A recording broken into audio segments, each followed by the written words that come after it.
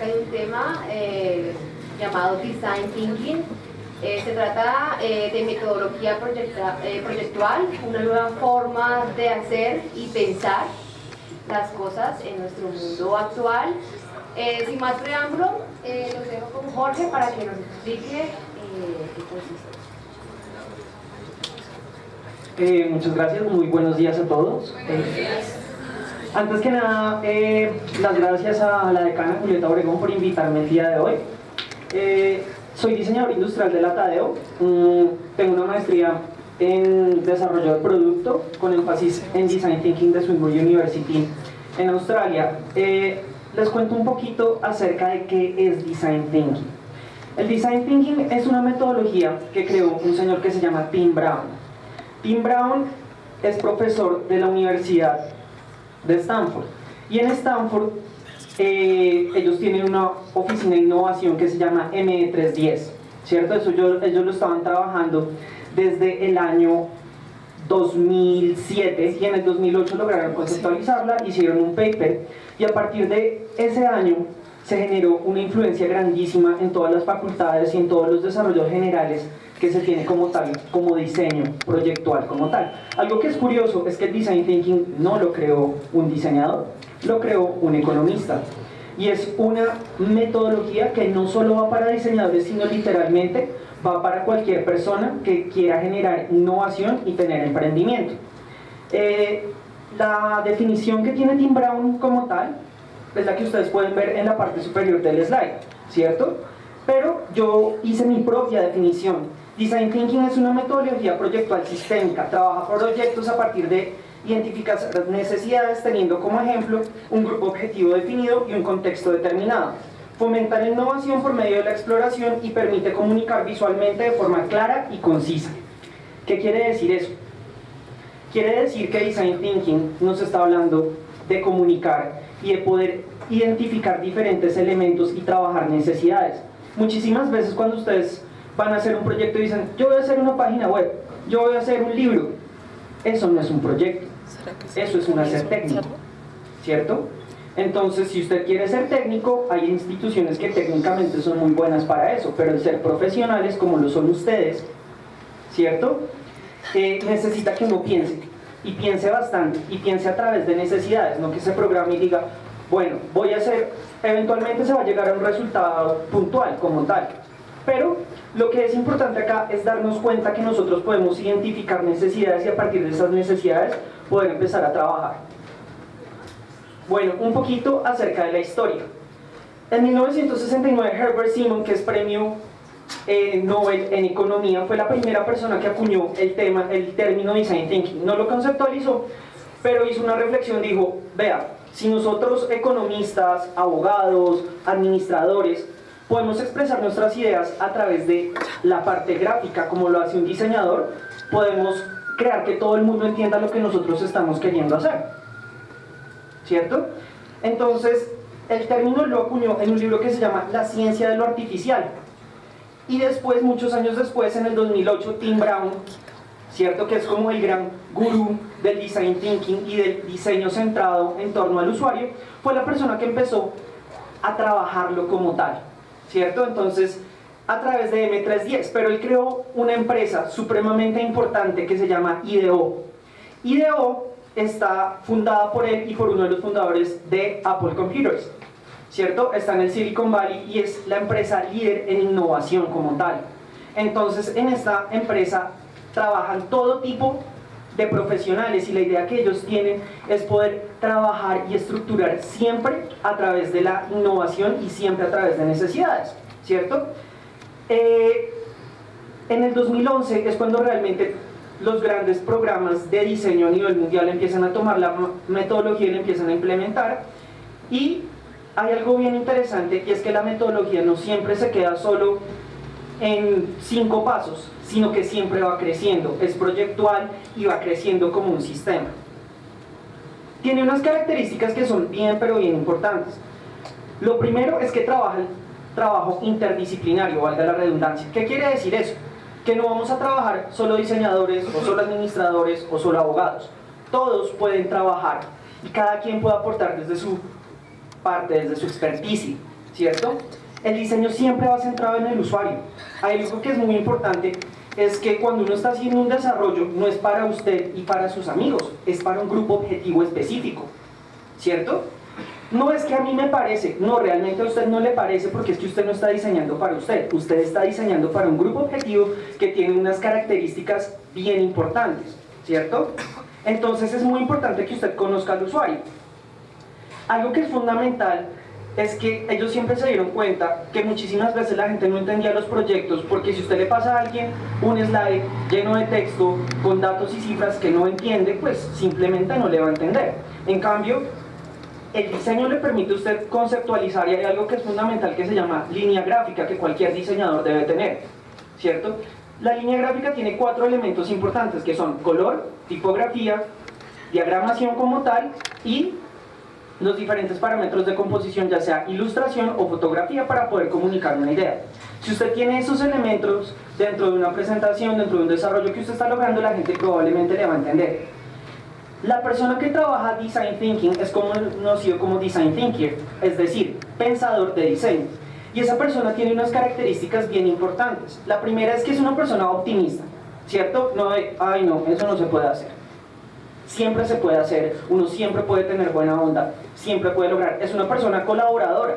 Muchísimas veces los trabajos en grupo no funcionan porque, uy, no, esto es para mí, yo no se lo quiero prestar a mi compañero ni nada de eso, sino lo importante aquí es que uno siempre pueda trabajar en grupo, ¿cierto? Y que sea solidario con esos diferentes elementos que se encuentran. De esta misma forma, uno puede lograr hacer muchísimo más creativo.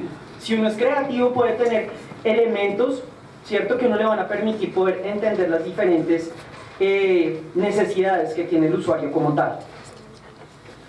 Design Thinking tiene 3 premisas supremamente importantes, es decir, son como 3 pequeñas reglas que nos muestran a nosotros cuál es la diferencia que se puede hacer. La primera es que cualquier concepto se puede representar gráficamente, ¿cierto? ¿Y qué quiere decir eso? Que si usted está desarrollando su propia línea gráfica, usted no va a utilizar clipart, ni va a utilizar banco de imágenes, sino que usted mismo va a poder desarrollar su propia línea gráfica y poder mostrar el concepto que se está desarrollando, ¿cierto? Algo que es súper importante, y esto aplica para todo, no cuente, muestre. Es que esto es como así, y más o menos asá, y como así. No, si usted está utilizando esta metodología, tiene que mostrar, y para eso le sirve poder representar gráficamente. Eso es sumamente importante porque las palabras se las lleva el viento, y lo que usted pensó que era, la otra persona no le entendió. Y finalmente, no tener ideas preconcebidas respecto al resultado del proyecto. Lo que les decía antes, mi proyecto es hacer una página web, mi proyecto es hacer un libro. Eso no es un proyecto, eso es un hacer técnico. Uno trabaja en necesidades. No, lo que pasa es que nosotros vamos a mejorar la experiencia del usuario respecto a la interfaz de Facebook, por decir algo. Esa es una necesidad.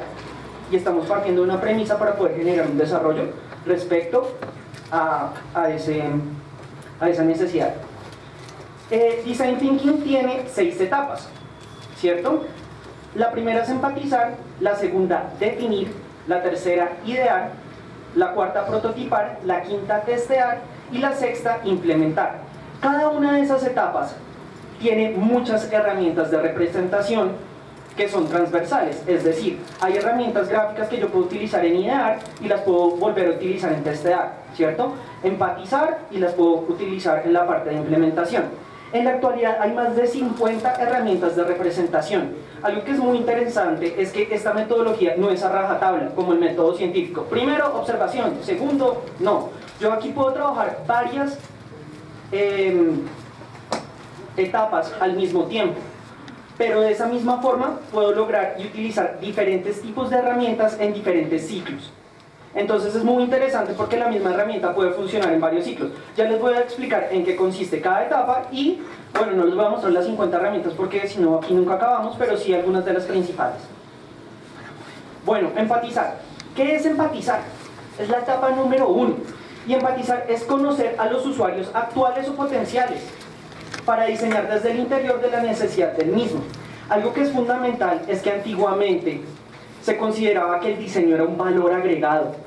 Olvídese que el diseño es un valor agregado.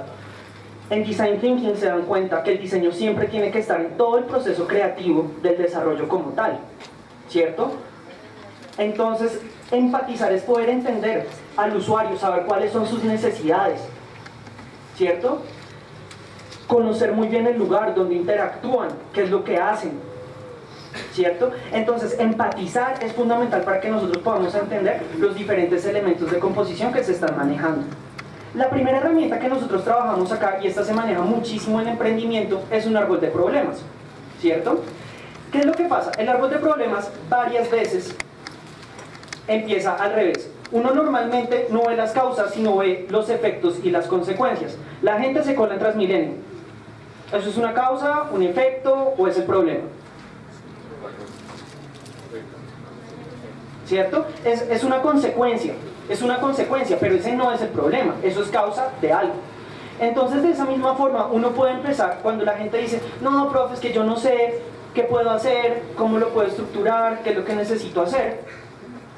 Uno lo que debe hacer es ver cómo lo puede mirar y encontrar cuál es el problema. Si nosotros encontramos problemas, vamos a saber cuál es la necesidad. Entonces, esos diferentes elementos hacen que uno pueda identificar un problema central, saber cuáles son las causas y cuáles son las consecuencias. De esa forma, si ustedes van a hacer una tesis de grado o van a trabajar un proyecto como tal, pueden saber en qué nivel está y de esa forma uno puede generar un planteamiento en este sentido. Porque muchísimas veces la gente dice, no, es que a mí no se me ocurre nada, problemas, necesidades, y en una sociedad como la de nosotros, eso es lo que hay. Observación encubierta. La observación encubierta es algo supremamente interesante. Por ejemplo, si ustedes están desarrollando proyectos de moda o proyectos de interacción social, muchísimas veces ustedes se han dado cuenta que es diferente cuando ustedes interactúan con la persona, ¿cierto? Que usted le puede decir, ¿le gusta tal cosa? Sí, y puede que no le guste, pero trata de ser políticamente correcto. En la observación encubierta, la idea es que usted logre tomar evidencia gráfica y probablemente también de video para que mire y entienda cómo es que esos diferentes grupos están interactuando y realmente qué es lo que llegan a necesitar, ¿cierto? Identificar colores, tendencias. Esta herramienta funciona en muchísimos elementos y también se puede utilizar en etapas muchísimo más adelante. Entonces, la observación encubierta es realmente interesante porque usted le permite poder recaudar muchísima información sin que la gente sepa que usted lo está investigando.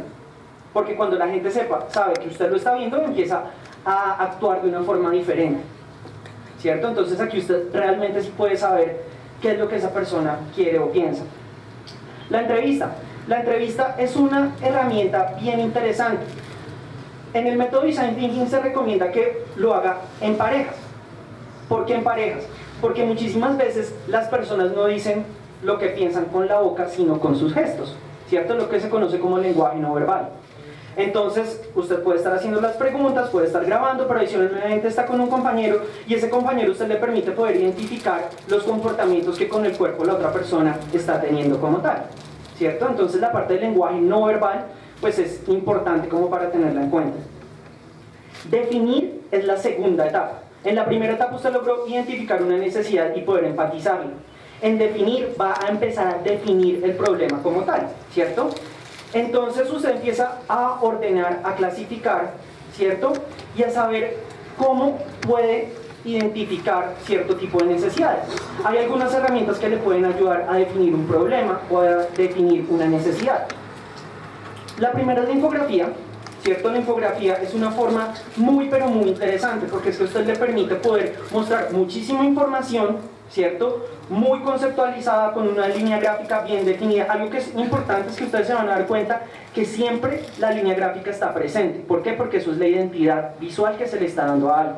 Eso es como si en un lado están hablando inglés y en el otro lado están hablando mandarín. Quiere decir que no se entienden. Si hay una línea gráfica unificada, quiere decir que usted está hablando el mismo lenguaje visual.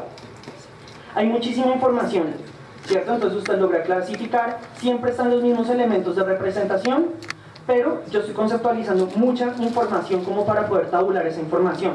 No lo estamos haciendo en una torta de Excel, lo estamos haciendo con una línea gráfica y con una identidad propia. Mapa de empatía. El mapa de empatía es sumamente interesante porque es que usted le permite poder entender realmente qué es lo que su usuario quiere. En la parte superior podemos ver la matriz tradicional, ¿cierto? Este mapa está dividido en qué piensa y siente, qué es lo que ve, qué es lo que oye, qué es lo que dice y hace, cuáles son los esfuerzos y cuáles son los resultados, ¿cierto?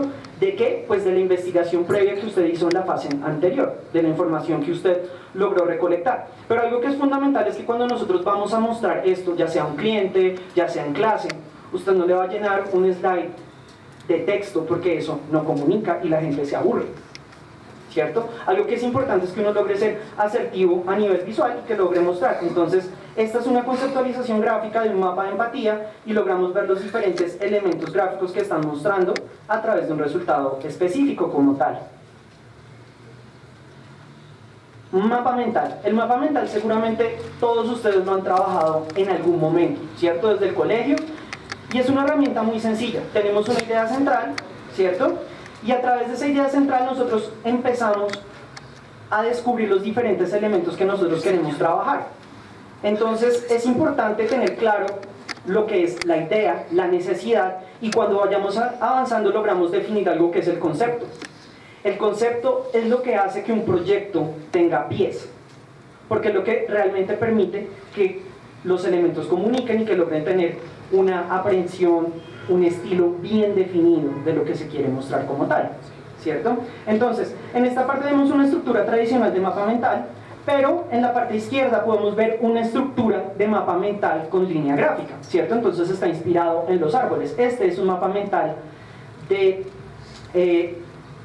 los idiomas, de dónde vienen todos los idiomas, cuál es el centro, cuáles son las partes, y pues nos muestra toda la idea en torno al mapa mental, ¿cierto? Entonces, uno puede mostrar un mapa mental tradicional, pero también puede mostrar un mapa mental con una línea gráfica totalmente bien definida.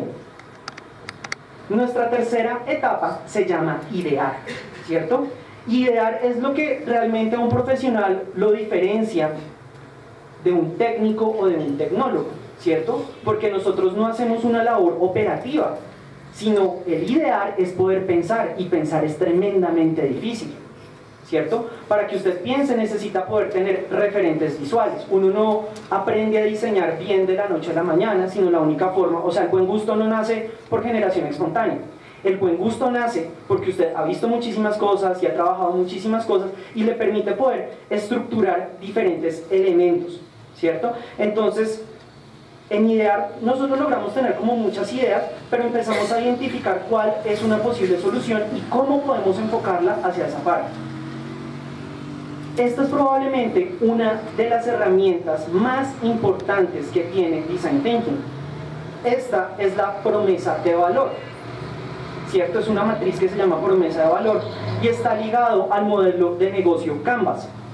Cualquier proyecto que usted haga o cree debe tener una promesa de valor. Cuando un proyecto no tiene promesa de valor, por eso es que se quiebran tantos negocios. ¿Qué voy a hacer? Un restaurante. ¿Cuál es mi promesa de valor? Dar almuerzos baratos. Eso es una promesa de valor que no es sostenible. Funciona muy pocas veces.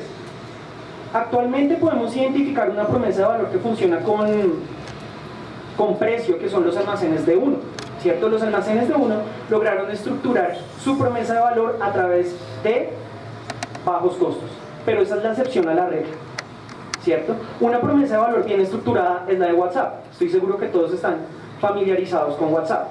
WhatsApp partió de una premisa. Le dijeron, vea, si usted quiere hacer una empresa de comunicación, tiene que tener 500 trabajadores, tiene que mandar redes, tiene que tener satélites, tiene que tener un poco de cosas. Y ellos dijeron, no, nosotros vamos a dar comunicación gratis a todo el mundo. Le dijeron, esta gente está loca, eso no se puede hacer. Un design thinker siempre es optimista y siempre sabe que sí se puede hacer. WhatsApp da llamadas, da mensajería de texto gratis en todo el mundo. ¿Trabajando qué? Rompiendo los parámetros tradicionales de decir el no se puede, sino buscando canales de difusión diferentes. Esta matriz está dividida en dos secciones. Primera, la propuesta de valor como tal. Lo que se llama creadores de ganancia, que es lo que lo va a hacer diferente a usted de su competencia, de lo que ya existe. Voy a hacer una línea de ropa skate. ¡Wow! Está DC, está Volcom, está muchísimas cosas, ¿cierto? ¿Qué es lo que voy a hacer que sea diferente? ¿Qué voy a hacer que esto sea diferente a lo que ya existe? Por eso es importante que uno logre empatizar y que uno logre diferenciar los diferentes elementos que encontramos, porque si no, o sea, día a día los negocios se quiebran por eso. porque están ofreciendo exactamente lo mismo que tiene todo el mundo. Por ejemplo, a nivel de restaurantes, Andrés Carne de Res tiene una promesa de valor. Vamos a dar colombianidad. La colombianidad de una forma un poco cliché, pero les funciona. Entonces, si yo estoy aquí 2 días y soy turista y no conozco nada de Colombia, le dicen, vaya a Andrés Carne de Res y usted va a ver lo que es ser colombiano. Y funciona. Si usted va a Gaira, le dicen, no, vaya a ser costeño. Y le enseñan a ser costeño y usted está 2 días, no sé qué, eso es ser costeño. Es una promesa de valor que ha logrado diferenciar de lo demás, ¿cierto? Y en especial, y esto funciona para cualquier cosa, cualquier proyecto, cualquier necesidad que uno trabaje, tiene que tener una promesa de valor, tiene que tener algo que lo haga diferente. Ojo, no es valor agregado, el diseño no es ningún valor agregado, el diseño siempre está presente en todo el proceso creativo como tal, ¿cierto? Y eso fue lo que ellos lograron redefinir y volver a estructurar. Entonces es fundamental que uno tenga una promesa de valor sólida. Los productos o servicios, algo que es fundamental es que los canales ahora son diferentes. Antiguamente a usted le decían, bueno, va a ser un modelo de negocio, cuánto de arriendo, cuánto de no sé qué, cuánto de si se más. Si usted se ponía a hacer cuentas y me quebré y no empezaba el negocio, ¿cierto? Ahora no. Ahora hay canales de difusión como internet.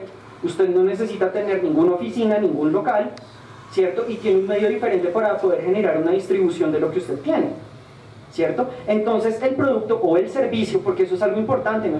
Uno no solo genera productos, uno también puede generar servicios, ¿cierto? Todos basados en experiencia y en necesidad. Y hay algo que los americanos llaman los pain relievers. Quiere decir que esa promesa de valor le está aportando algo a alguien, algo que está haciendo que las cosas sean diferentes. Eso en torno a la propuesta de valor. El cliente necesita percibir cuál es la ganancia. Nadie hace nada de gratis y porque usted es tan querido y tan lindo. Debe haber alguna ganancia. ¿Cuál es el trabajo que tiene el cliente? Es decir, tiene que recogerlo, tiene que ir a dónde, qué es lo que tiene que hacer como tal. Y los dolores, o los pains que llaman los americanos. ¿Qué quiere decir eso? Quiere decir que usted le está mejorando la estructura respecto a esos dolores como tal, le está mejorando la vida a esa persona. Porque uno de los problemas es que se crean muchísimos productos que no sirven para nada. Y uno empieza a crear cosas superficiales para necesidades superficiales. Entonces es muy importante que uno logre definir esa promesa de valor. Esta promesa de valor no debe aplicar solo a los modelos de negocio como tal, sino debe aplicar a cualquier proyecto que uno tenga. Porque si usted está haciendo una enciclopedia más, un libro más, una página más, no está haciendo nada, ¿cierto? Entonces esa parte es fundamental que uno lo tenga clara, y esto va anclado al Canvas, que lo vamos a explicar ahorita un poquito más adelante. Perfiles del usuario.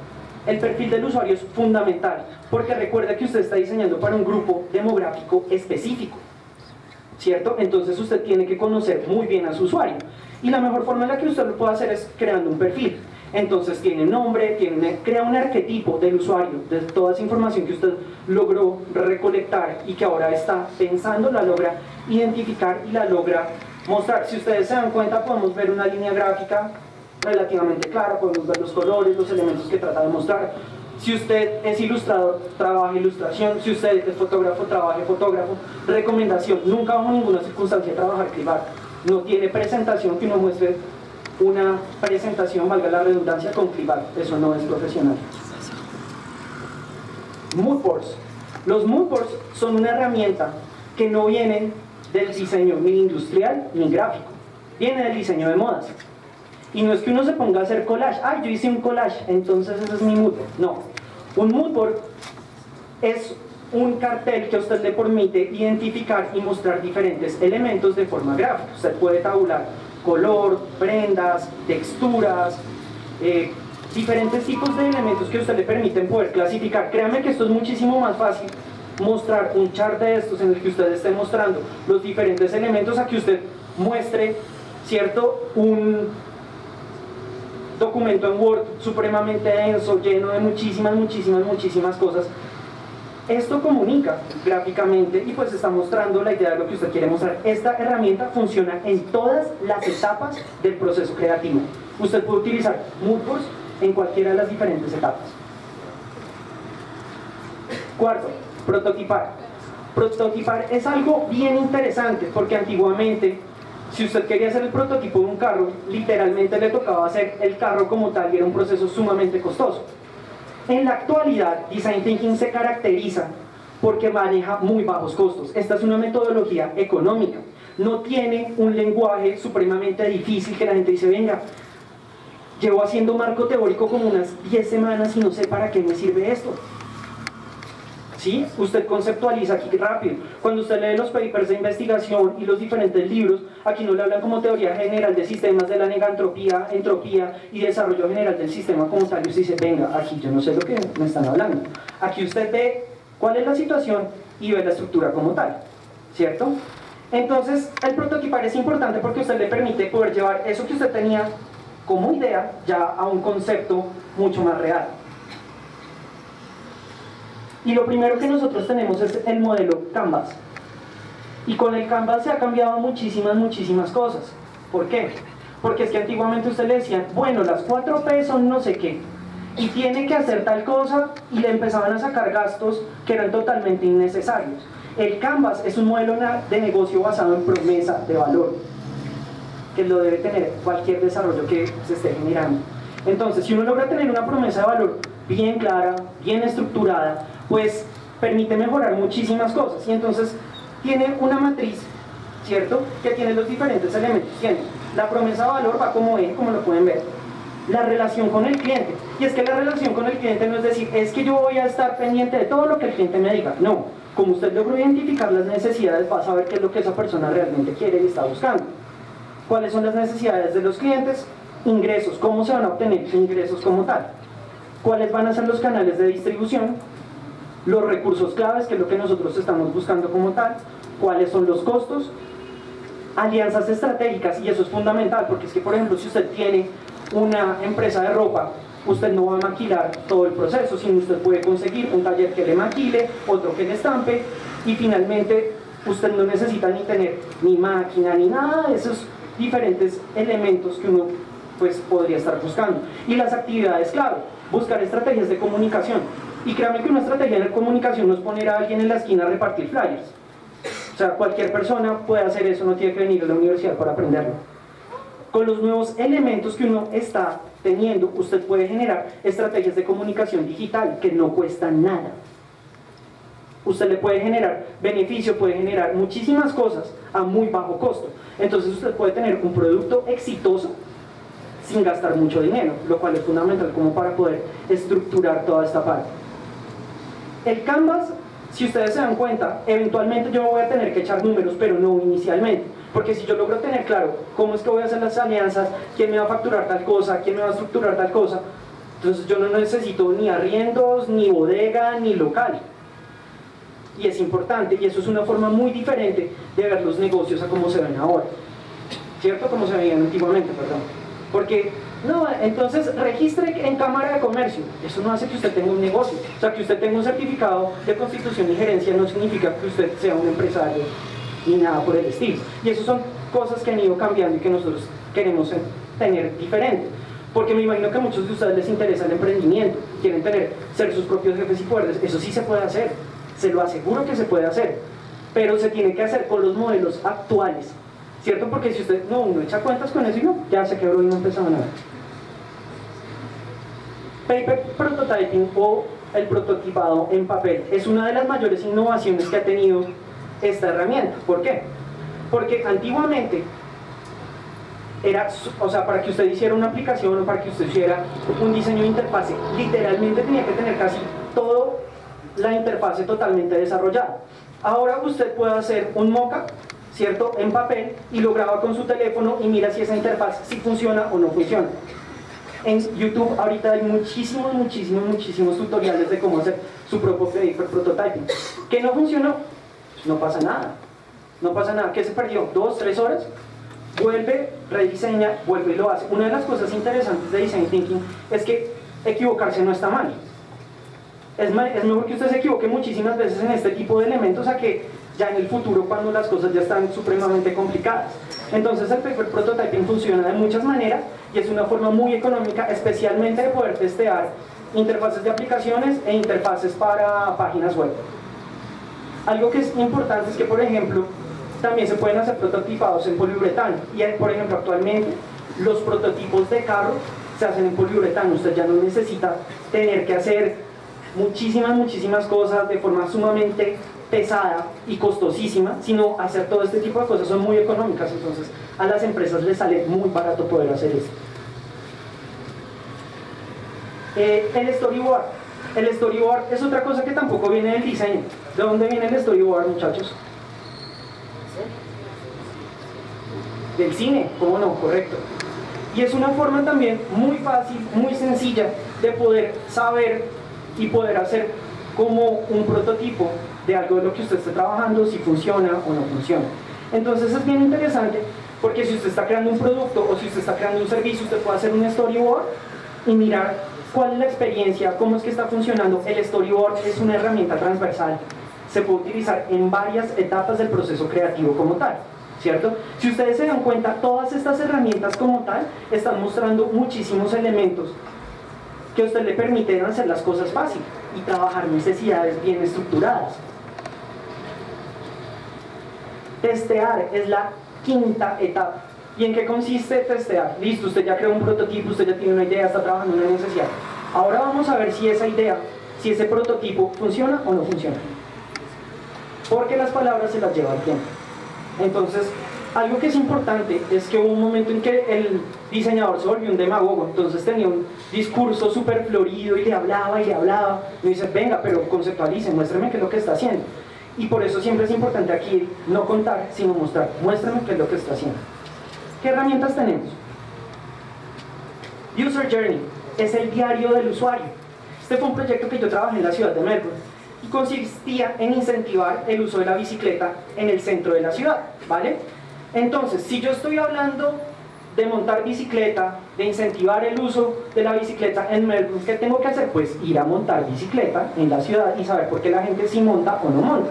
Entonces se hacen unos puntos de toque, ¿cierto? Yo genero un recorrido por cada uno, pues esto tenía muchísimos más slides, me va mostrando los diferentes elementos y yo voy generando un análisis. Algo que es importante, todas estas herramientas tienen que tener un resultado. No es que yo he hecho, eso es como cuando dicen, ¿y cuántas hojas de marco teórico tiene? No, yo tengo como 50, ¿y qué sabe de eso? Nada. O sea, si uno no tiene resultados de todas estas herramientas, no está haciendo nada. Entonces, siempre que uno muestre experiencia del usuario con este tipo de elementos, tiene que tener un resultado. O sea, no nos podemos quedar diciendo de lo que puede ser. No, aquí yo tengo herramientas que me permiten comprobar lo que yo estoy diciendo, si funciona y funciona por tales y tales razones. User Journey también se puede utilizar en muchísimas etapas del proyecto, antes de generar la propuesta como tal o después de la misma. Entonces es importante saber qué es lo que puedo hacer y cómo lo puedo tener.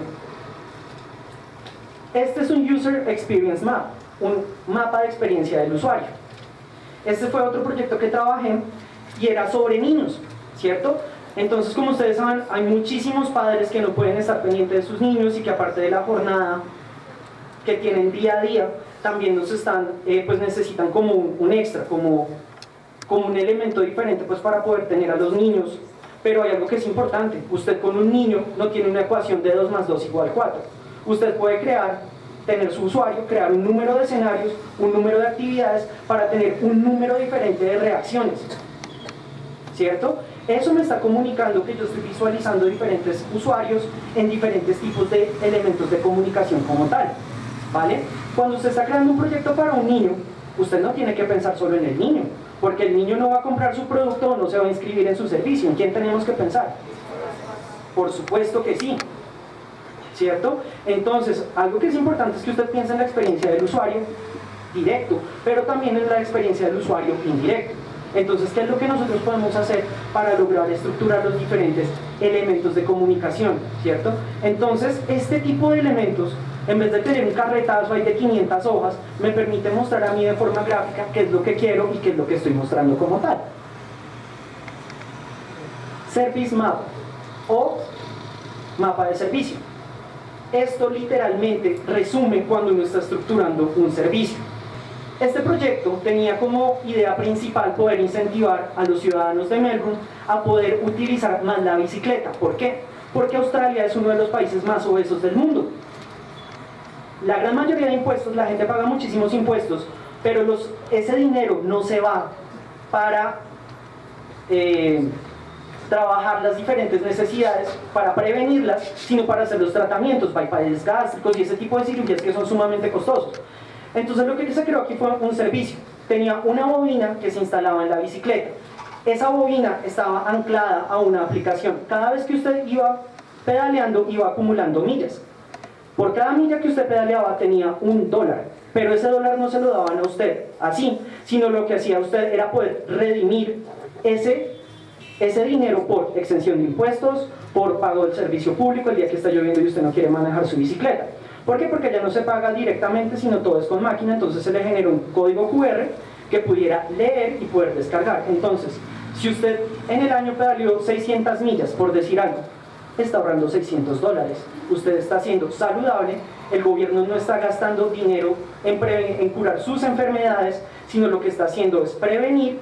Usted va a ser muchísimo más saludable y le está generando un bien común, ¿cierto? Entonces, este tipo de elementos nos permite ver que el centro es el usuario, que tenemos nuestra interfaz como tal, que tenemos la bobina, cómo está anclada satelitalmente al desarrollo que nosotros tenemos. Y algo que es importante cuando empezamos a desarrollar este proyecto es que nos dimos cuenta que pudimos conseguir varios socios estratégicos. ¿Por qué? Porque es que estar saludable está de moda, ¿cierto? Entonces, para la línea de orgánicos de un supermercado que se llama Safeway, ellos generaban descuento si tenían millas para descargar, ¿cierto? Entonces tenemos supermercados, adicionalmente restaurantes. Toda la onda hipster, toda la onda saludable siempre está relacionado con ese tipo de cosas. Entonces también conseguimos varios socios estratégicos. Entonces empezamos con el gobierno, seguimos con restaurantes, supermercados y transporte público. ¿Por qué? Por montar bicicletas, ¿cierto? Entonces ese tipo de cosas realmente permiten mejorarle la vida. ¿Y en qué estamos trabajando? Aquí lo importante no es crear una aplicación. La aplicación vaya y venga. Estamos trabajando, es una necesidad. Y si uno trabaja a través de necesidades es cuando empieza a crear cosas diferentes. ¡Ay, ya el acabado tan lindo! No, pues muy lindo, pero ¿y qué? Es uno más de los 10.000 millones de cosas que ya existen, ¿cierto? Bueno, la sexta y última parte se llama implementación. ¿Listo? Implementar es cuando realmente nuestro producto o nuestro servicio llega al mercado.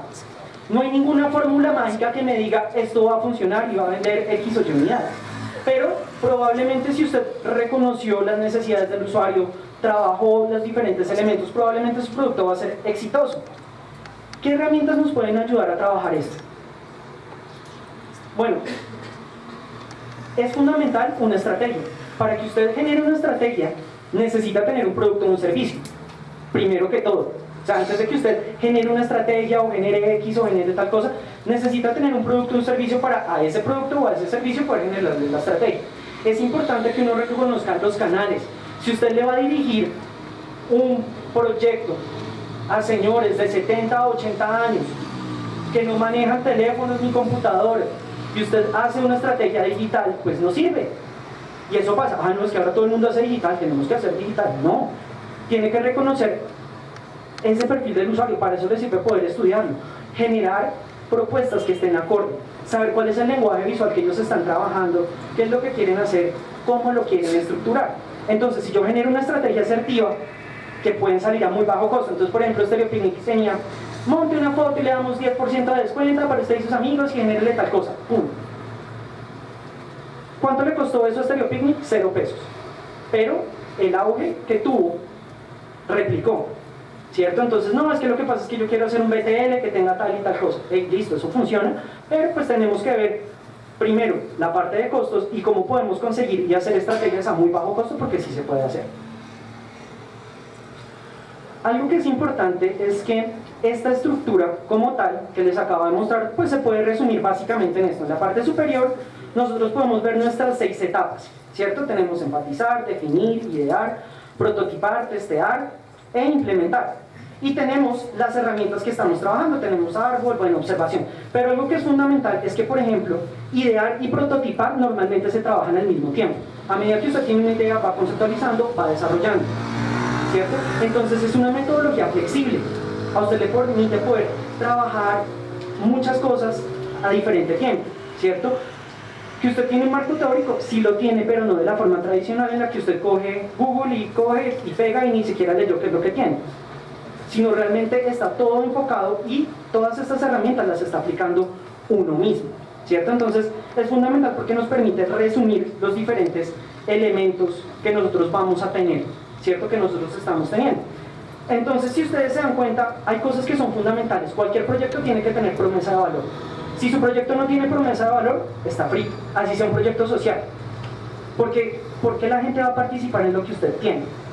Porque sí, porque no. ¿Cierto? ¿Qué ventaja va a tener? Si no tiene una promesa de valor, no nos funciona. Y eso aplica literalmente para cualquier cosa. Si usted quiere tener su propio emprendimiento, listo, defina cuál es su promesa de valor. Vea qué es lo que lo hace a usted diferente de los demás. No, es que yo quiero hacer ropa para gente que le guste el rap. Listo, hay 10.000 de esa banda. ¿Qué lo va a hacer diferente? No, que monte tabla. Eso y nada es lo mismo, ¿cierto? Por eso es importante que uno logre analizar, logre definir. La parte de ilustración ha ido creciendo muchísimo, muchísimo, muchísimo, y es algo que realmente le permite generar identidad. Si su proyecto tiene identidad y una promesa de valor fuerte, seguramente todo el proceso que usted va a tener va a ser exitoso, ¿cierto? Va a estar bien estructurado, va a mostrar diferentes valores. Entonces, mi idea esta mañana era compartir con ustedes un poquito más acerca de Design Thinking, que ustedes sepan cómo funciona muy a grandes rasgos, trabajar necesidades. Chicos, cuando ustedes lleguen a hacer un proyecto, no piensen en piezas gráficas. Las piezas gráficas son un saber técnico. Para que usted llegue a piezas gráficas, partió de una necesidad como tal. Uno puede generar propuestas de comunicación visual, que es otro cuento totalmente diferente. O sea, pensemos en propuestas de comunicación visual y no en piezas gráficas. Y es que yo hice el manual de identidad corporativa y me quedó bien empastado. Uy, no, divino, bravo. Pero eso no cambia nada. Si usted realmente quiere generar identidad, trabaje necesidades, logre estructurar y seguramente el proyecto o el producto que usted tenga va a ser de su entero agrado. Muchísimas gracias.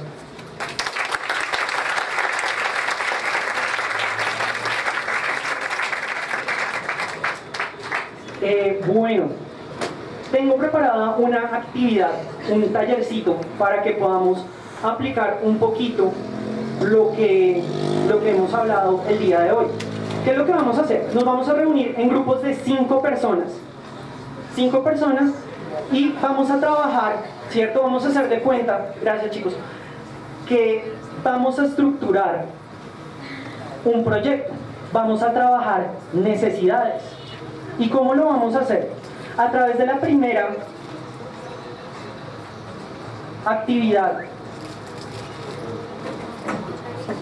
herramienta que nosotros logramos identificar, que es el árbol de problemas. Vamos a trabajar árbol de problemas. ¿Qué es importante? Aquí no hay una forma correcta o incorrecta de utilizar esta herramienta. Si ustedes quieren empezar por cuáles son las consecuencias para llegar al problema, lo pueden hacer. Si usted ya sabe cuál es el problema y puede identificar cuáles son las consecuencias, lo pueden hacer. Si usted ya sabe cuáles son las causas, también lo puede estructurar. Pero pues la idea es que ustedes, y si todos son diseñadores o hay de otras carreras. ¡Súper! No trabajen solo con sus compañeros de la misma carrera. Logren trabajar de forma diferente. Entonces ya vamos a empezar con eso. Gracias, chicos.